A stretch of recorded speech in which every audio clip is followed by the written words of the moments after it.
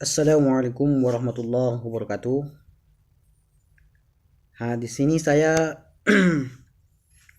ingin menjelaskan ataupun menerangkan tentang masalah manajemen konflik. Yang mana di sini yang kita bahas ini adalah tentang manajemen konflik itu adalah tentang masalah proses penyelesaian konflik antara organisasi, yaitu organisasi A dengan yang B. Itu yang ingin kita bahas. Dan satunya lagi yaitu adalah masalah konflik antara pimpinan dengan bawahannya. Seumpama kan sering di perusahaan, pasti itu akan terjadi sebuah konflik antara pimpinannya dengan bawahannya, seperti dia seorang manajer dengan bawahannya, dengan karyawan dia gitu. Pasti ada di dalam sebuah pekerjaan itu, dalam sebuah perusahaan itu pasti ada yang namanya apa namanya? Pasti ada namanya yang namanya konflik. Di mana-mana ada konflik. Bukan cuma di dalam kantor, bukan cuma di organisasi, bahkan dalam rumah tangga pun konflik itu pun ada gitu. Itulah kita harus bisa memahami sebuah konflik tersebut. Kalau kita melihat sebuah konflik yang terjadi di sekitar kita, kita harus bisa menangani masalah tersebut gitu.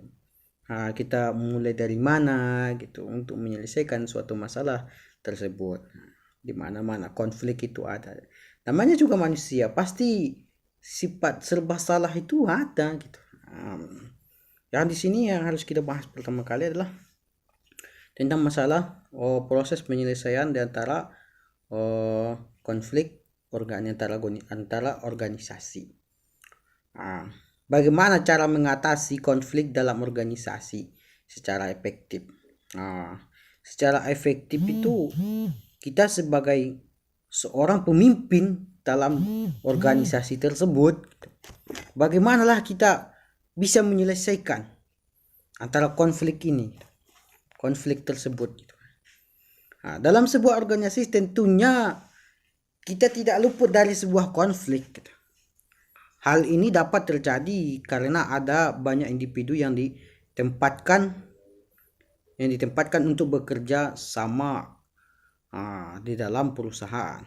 Ini salah satunya adalah termasuk dalam organisasi dalam perusahaan.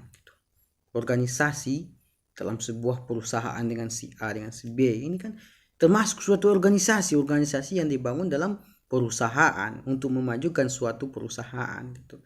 Pasti di dalam ini pasti ada suatu permasalahan gitu. Oleh karena itu konflik merupakan hal yang wajar terjadi dan sebagaimana pemimpinnya tidak bisa mengatur bagaimana bawahannya supaya organisasi ini tidak ribut, tidak ada konflik dengan yang lain. Pasti ada. Organisasi yang satu dengan yang lain pasti dia ada gitu. Pas itulah gunanya pimpinan dalam suatu organisasi. Kan? Kita harus bisa mencari jalan keluar, mengatasi konflik-konflik yang terjadi di dalam organisasi. Tugasnya seorang pemimpin itu adalah dia itu harus bisa mencari solusi untuk mengatasi konflik antara organisasi. Pokoknya organisasi si A dengan si B, dia harus bisa mencari dan bisa mengatasi konflik tersebut gitu. Selanjutnya adalah bagaimana cara mengatasi konflik-konflik tersebut. Cara mengatasi konflik dalam organisasi. Sebagai seorang pemimpin tentunya kita harus, kalau kita sebagai seorang pemimpin dalam suatu organisasi itu, kita harus dapat menjadi role model bagi seluruh anggota kita, jajaran kita, semua anggota kita dalam organisasi tersebut. Sikap kita dalam mengambil keputusan harus diperhitungkan agar dapat menguntungkan semua yang terlibat dan tidak menjatuhkan satu belah pihak yang lain.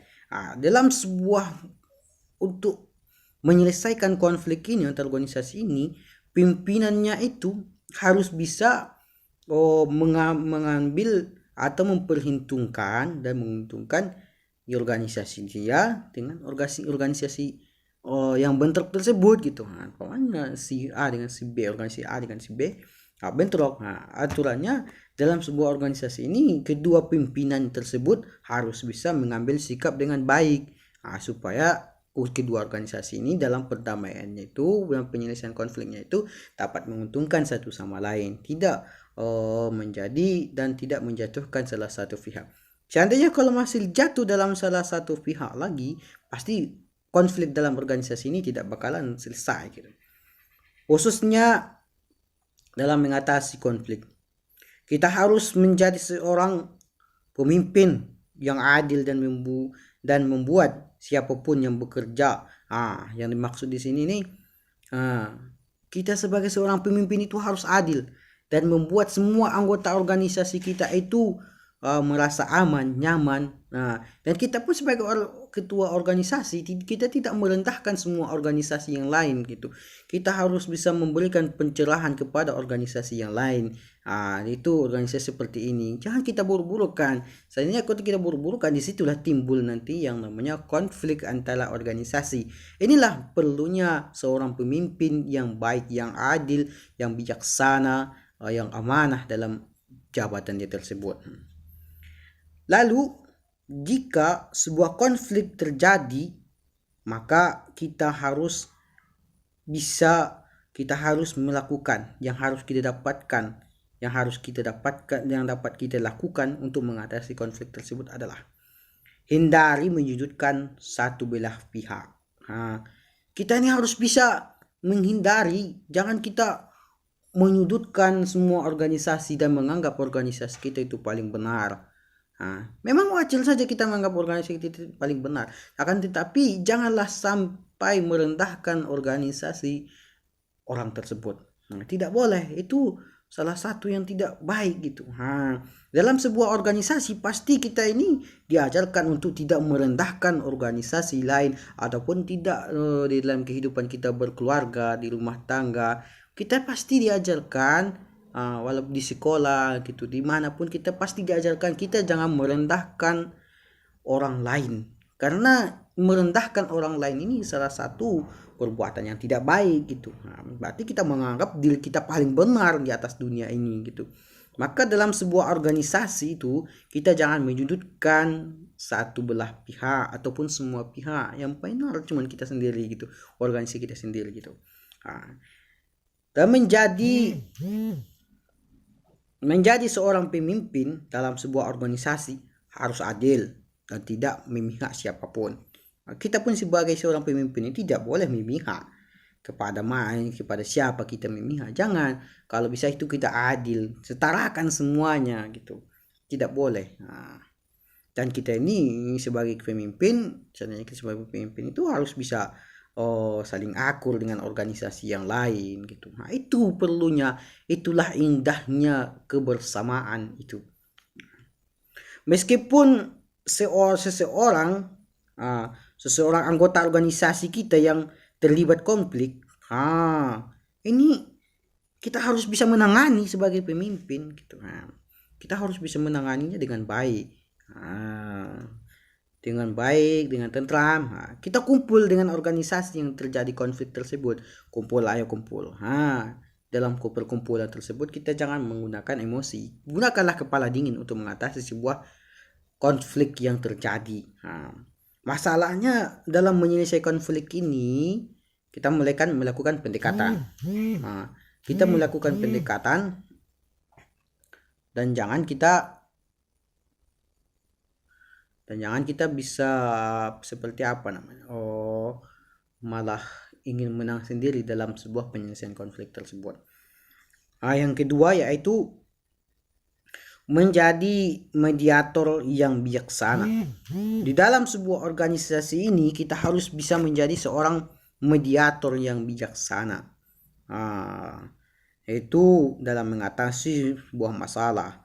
Kita sebagai pimpinan akan ditempatkan sebagai seorang mediator yang dapat menengahi konflik yang terjadi antara anggota organisasi kita gitu. Antara organisasi kita dengan organisasi yang lain gitu. Itu sangat perlu. Yang ketiga adalah mengambil keputusan bersama. Mengambil keputusan bersama ini sangat penting dalam penyelesaian masalah gitu.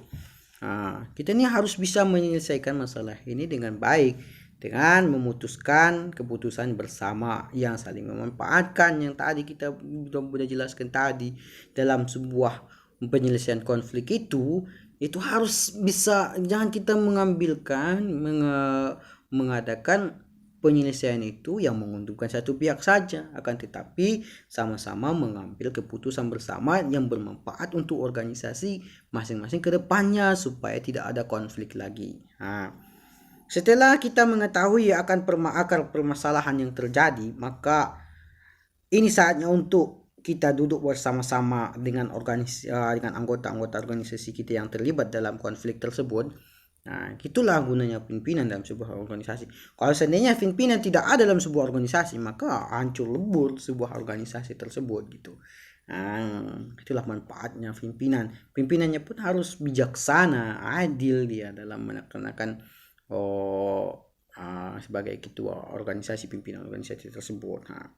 Itu tuh gunanya sudah kita teliti di mana akar permasalahan antara konflik organisasi dengan A dengan si B, maka gunakanlah berunding, ngumpul, duduk bersama menggunakan kepala dingin.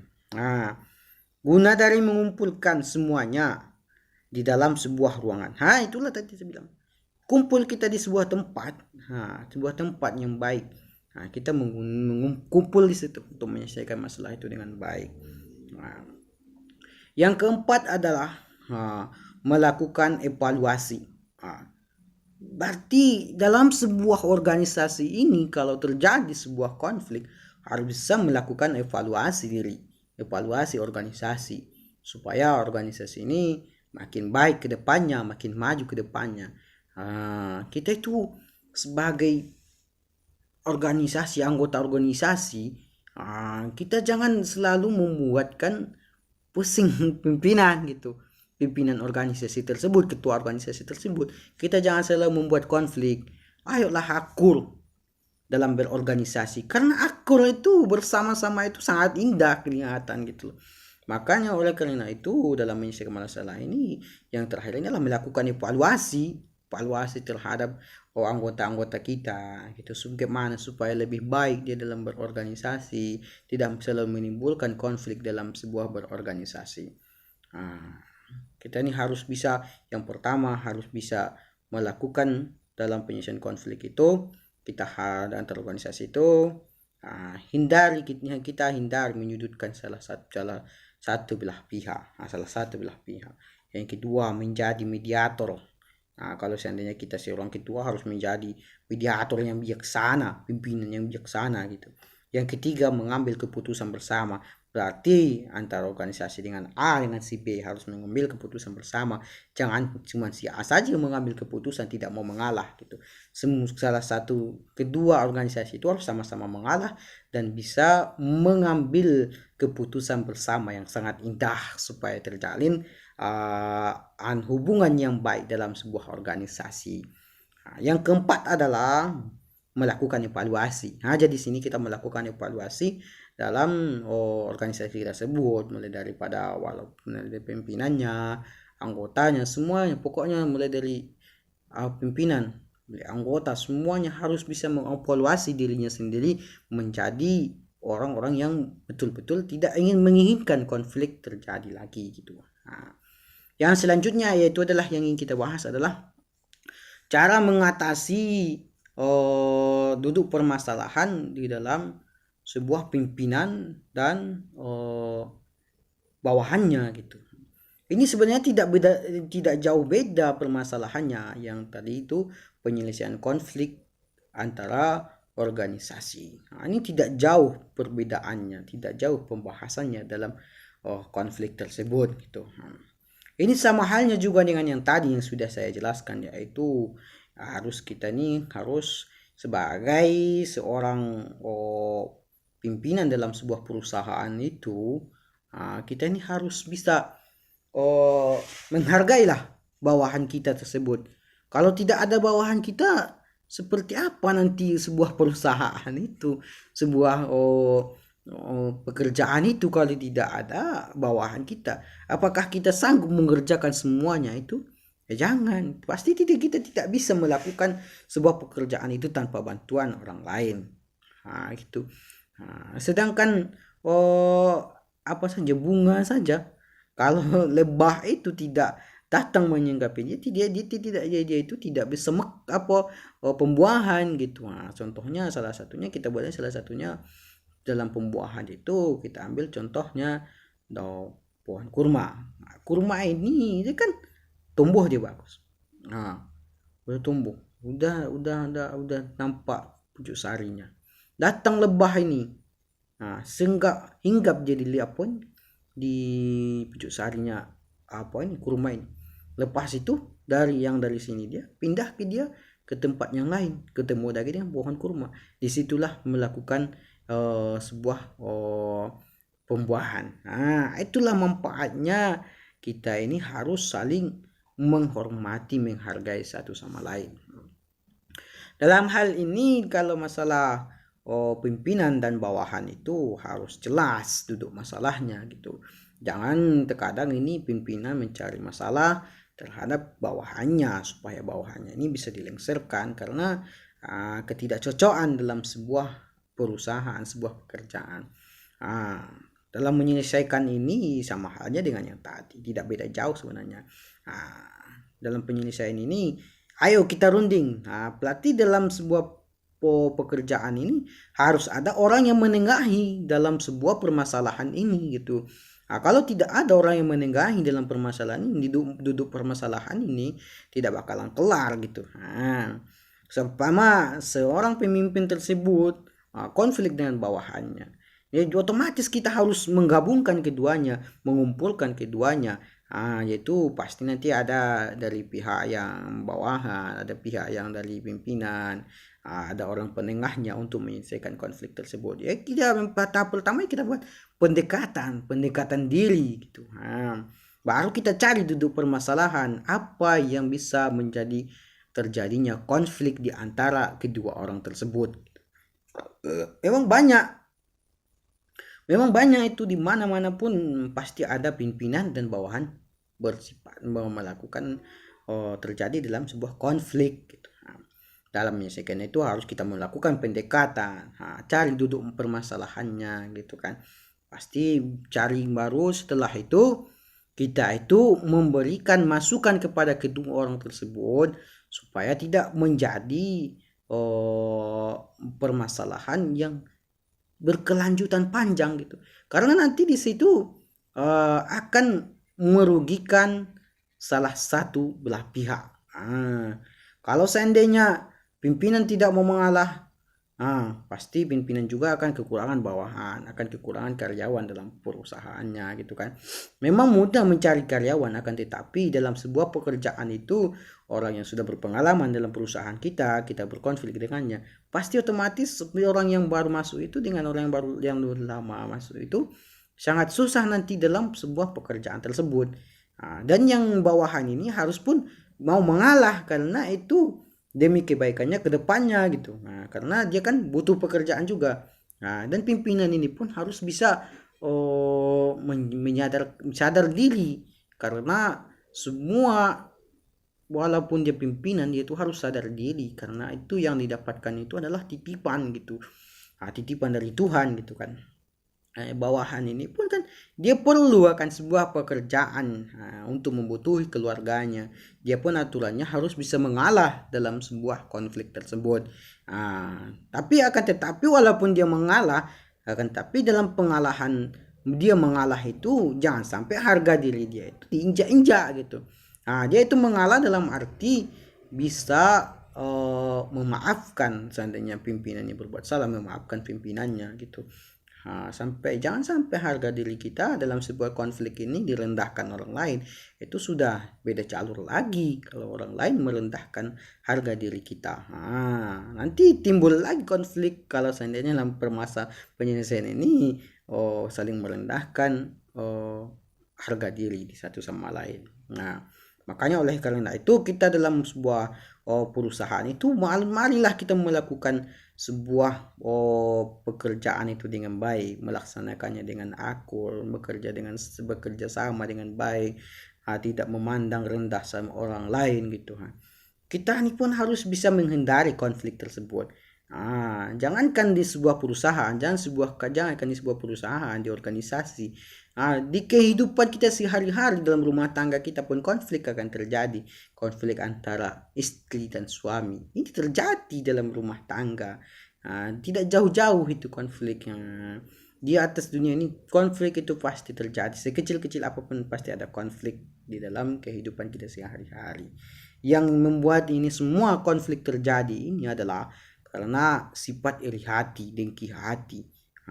Dengki hati, ketidaksukaan terhadap orang lain. Gitu loh. Makanya kita ini harus bisa jangan bersifat dengki gitu. Itu kan menyebabkan konflik di antara satu sama lain gitu. Cukup sekian yang dapat saya jelaskan. Mudah-mudahan klip video kami ini bermanfaat bagi teman-teman semua yang menonton. Mudah-mudahan kita dirahmati Allah Subhanahu wa taala. Wassalamualaikum warahmatullahi wabarakatuh.